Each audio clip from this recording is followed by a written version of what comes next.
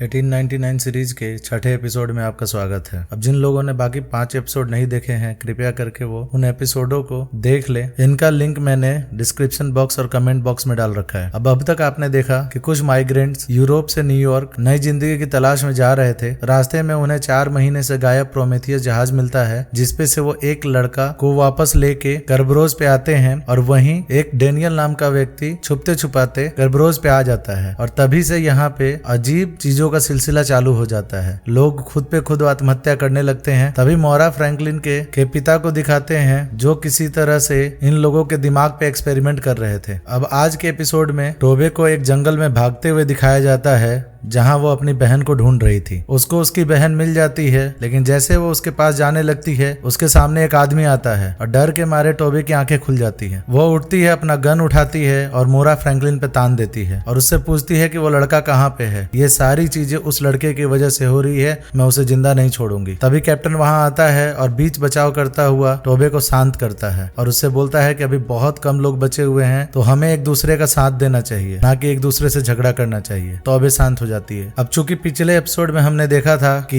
Engine room के बहुत सारे वर्कर डेक पे जाके आत्महत्या कर चुके थे, जिसके चलते इंजन के अंदर कोयला ना जाने के वजह से इंजन बंद हो गया था। तो कैप्टन सबको उनका काम देता है और कहता है कि हमें किसी तरह से इसका इंजन स्टार्ट करना है, तभी हम धरती पे पहुंच पाएंगे, नहीं तो इसी समंदर में रह के खो जाएंगे। और साथ में ही हमें जिंदा बचे हुए लोगों को ढूंढना होगा। सारे लोग इस चीज पे तैयार हो जाते हैं। तो थोड़ी देर के बाद मोरा और कैप्टन एक साथ लोगों को खोजने के लिए जाते हैं। तो मोरा कैप्टन से पूछती है कि तुमने लोगों को बताया क्यों नहीं कि ये सारा काम मेरे पिता का है, वो किसी तरह का एक्सपेरिमेंट कर रहे हैं। तो कैप्टन कहता है कि तुमने भी तो नहीं बताया कि प्रोमेथियस का कैप्टन मैं ही था। इधर विल्सन, क्लेमेंस, टोबे और टोबे की माँ जिंदा बचे लोगों को ढूंढ रही थी और जेरोम, फ्रेंड्स और बाकी लोग इंजन स्टार्ट करने के लिए जाते हैं। तभी रास्ते में उन्हें जहाज पे एक अजीब तरह का पदार्थ उगता हुआ नजर आता है। जैसे ही वो इस पदार्थ को छूने के लिए जाते हैं, डैनियल वहां पहुंच जाता है और उन्हें मना करता है कि इस चीज को मत छुओ। वो लोग रुक जाते हैं। अब ये लोग इंजन रूम तक पहुंच जाते हैं और ओलेग ऊपर चला जाता है कोयला लाने के लिए, तो लिंगी भी उसके पीछे जाती है। अब लिंगी को किसी तरह से ओलेग से प्यार हो गया था। वो इस बात का इजहार उसे किस करके करती है। इधर सीन शिफ्ट होता है। कैप्टन और मोरा उसी साफ्ट वाले रास्ते में जा रहे होते हैं। तो कैप्टन कहता है कि हो सकता है कि हम लोग ये सपना देख रहे हो। तो इस पे मोरा कहती है, तो ये बताओ ये सपना तुम देख रहे हो या मैं देख रही हूँ। कैप्टन के पास इसका कोई जवाब नहीं होता। तब तक साफ्ट का दरवाजा खुलता है और वो लोग मेंटल असाइलम वाले पहाड़ के पास पहुंच जाते हैं। दोनों मेंटल असाइलम की तरफ बढ़ जाते हैं। पीछे से डैनियल भी वहां पहुंच जाता है। अब मेंटल असाइलम के अंदर मोरा कैप्टन को 1011 कमरे के पास लेके जाती है, जिसका दरवाजा खोलने पे सामने वही कुर्सी लगी थी। तो मोरा यहाँ बताती है कि यह हॉस्पिटल उसके पिता ने उसकी माँ के लिए बनाया था, क्योंकि वो सब कुछ भूलने लगी थी, यहाँ तक कि वो और मेरे भाई का नाम भी भूल चुकी थी। कैप्टन यहाँ पे खिड़कियों के पर्दे हटा के देखता है तो उसे जहाज का एक पार्ट दिखता है। इसी तरह से मोरा दूसरी तरफ के एक हिस्से को तोड़ती है तो उसे जहाज का दूसरा हिस्सा देखने के लिए मिलता है। और सीन यहाँ से शिफ्ट होकर जहाज पे चला जाता है, जहाँ पे रेमिरो टोबे के पिता के साथ बैठा होता है। वो अपने पुराने चीजों को याद करके रो रहा होता है और रेमिरो को बताता है कि वो सिर्फ किसानी करना चाहता था, कभी से फादर नहीं बनना चाहता और उसने बहुत से बुरे काम किए हैं। इस पे रेमिरो कहता है कि आप जीवित बच जाएंगे, इसकी चिंता मत कीजिए, हम सब यहाँ से वापस जाएंगे और आपके पाप भी धुल जाएंगे। इधर विल्सन को वही उगती हुई चीज दिखाई देती है, तो वो उत्सुकतावश उसको जाके छू लेती है, जिसके चलते एक काला पदार्थ उसकी उंगलियों पे चढ़ता हुआ उसकी बॉडी को ढकने लगता है और ये चीज अब पूरे जहाज को ढकना शुरू कर देती है। इधर टोबे को क्रेचर दिखाई देता है। वो क्रेचर के पीछे चली जाती है तो क्रेचर एक दरवाजा खोल के बाहर निकल जाता है। जब टोबे उस दरवाजे से बाहर निकलती है तो वो अपने यादों में चली जाती है, जहाँ वो खेतों के बीच खड़ी थी। ये देखती है कि ये वहां पहुंच गई है जिसके खेतों में वो काम करते थे। उस आदमी ने क्रेस्टर के ऊपर गन तान रखी है, क्योंकि क्रेस्टर ने कुछ चोरी कर लिया था। अब जैसे ही वो गोली चलाने वाला था, टोबे जाके बीच बचाव करती है, जिससे गोली टोबे के भाई के कान के बगल से निकल जाती है और वहां से खून आना शुरू हो जाता है। तभी टोबे को होश आता है और वो अपने आप को जहाज के गैलरी में पाती है। वहां क्लेमेंस उसे उठाती है, संभालती है। अब सीन शिफ्ट हो जाता है कैप्टन और मोरा की तरफ, जहाँ पे कैप्टन मोरा को कहता है कि ये सब जहाज का हिस्सा लग रहा है। तब यहाँ मोरा बताती है कि हमारे यहाँ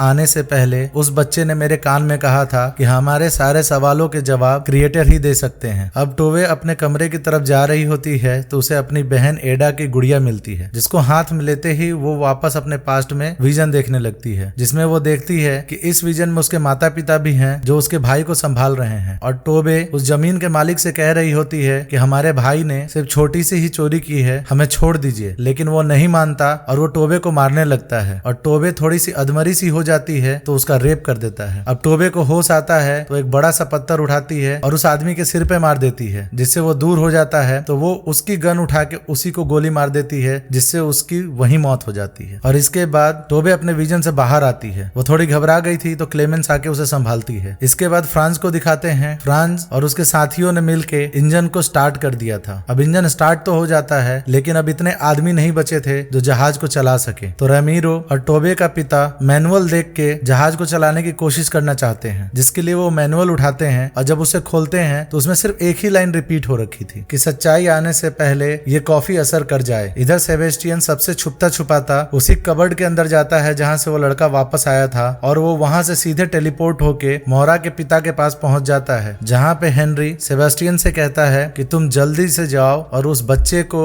लेके आओ, उसके पास वो पिरामिड है और मुझे उस पिरामिड की बहुत जरूरत है। वो ये भी सेबेस्टियन से कहता है कि इस प्रोजेक्ट पे बहुत कुछ दांव पे लगा है और लोगों को अपने देखने का नजरिया बदलना पड़ेगा, क्योंकि जब वो नजरिया बदल देंगे तो सारी चीजें साफ होने लगेंगी। इधर मोरा और कैप्टन पूरे अस्पताल को छान मारते हैं, लेकिन उन्हें कुछ नहीं मिलता। तभी उन्हें वही उभरती हुई चीज हॉस्पिटल में भी निकलती हुई दिखती है, जहाँ पे मोरा उस चीज को छूने के लिए जाती है। तभी डैनियल वहां पे आके उसे मना कर देता है। कैप्टन और मोरा हैरान हो जाते हैं कि डैनियल यहाँ पे कैसे आ गया। तो डैनियल उन्हें कहता है कि सॉरी कैप्टन, मैं आपका पीछा कर रहा था। कैप्टन डैनियल की तरफ गन पॉइंट करके उसे सवाल जवाब करने लगता है, जिसपे डैनियल मोरा से बोलता है क्या तुम्हें याद नहीं है? तो मोरा मना कर देती है। तभी डैनियल अपने हाथ में उसी डिवाइस की मदद से कैप्टन को एक दूसरी जगह पे भेज देता है। मोरा ये सब देख के घबरा जाती है। वो डैनियल से कहती है कि तुमने कैप्टन के साथ क्या किया, कैप्टन कहाँ चला गया? तो डैनियल कहता है कि क्या तुम्हें याद नहीं है कि 12 साल पहले हमारी शादी हो चुकी है, मैं डैनियल हूँ। मोरा कहती है कि मुझे नहीं पता। वो सोचती है कि डैनियल उसके पिता का भेजा हुआ आदमी है, वो उस पर विश्वास नहीं करती है। तो मोरा कहती है कि मैं तुम्हारी बातों को नहीं मानती हूँ, तुम ये डिवाइस अपने से दूर रखो। वो ऐसा ही करता है। तो वो डैनियल को उसी 1011 कमरे के अंदर बंद कर देती है। तो डैनियल कहता है कि तुम उठ जाओ, तुम प्लीज उठ जाओ। इसका मतलब मोरा को समझ में नहीं आता और डैनियल को वो लॉक कर देती है, और लॉक करने के बाद कैप्टन को ढूंढने के लिए बाहर निकल जाती है। जब वो मेंटल असाइलम से बाहर आती है तो पहाड़ पे खड़ी होकर उसे कुछ नहीं सूझता। तो वो कहती है कि पिताजी आप मुझे देख रहे हैं, मुझे पता है। और गुस्से में वो अपने हाथ वाली गन दूर फेंकती है, जो दूर ना जाके थोड़ी दूर जाके किसी चीज से टकराती है और वहां पे शीशे के टूटने के निशान बन जाते हैं, जिसे हटा के वो देखती है तो उसे एक पोर्टल नजर आता है। उस पोर्टल को देख के तो वो और हैरान हो जाती है कि ये सब हो क्या रहा है। इधर उसके पिता को दिखाते हैं जो अलग अलग स्क्रीन पे अलग अलग चीजों को देख रहे थे। इधर क्लेमेंस टोबे की माँ डेक के ऊपर आती हैं तो अपने सामने देखती हैं एक बहुत ही बड़ा सा तूफान बहुत ही तेजी से इनकी तरफ बढ़ा हुआ चलता हुआ आ रहा था, जिसपे वो विश्वास नहीं कर पाती क्योंकि वो इतनी तेजी से इनके पास आ रहा था जो नामुमकिन था। तभी कैप्टन को दिखाते हैं वो जंगलों में आगे बढ़ते चले जा रहे थे। तभी उसे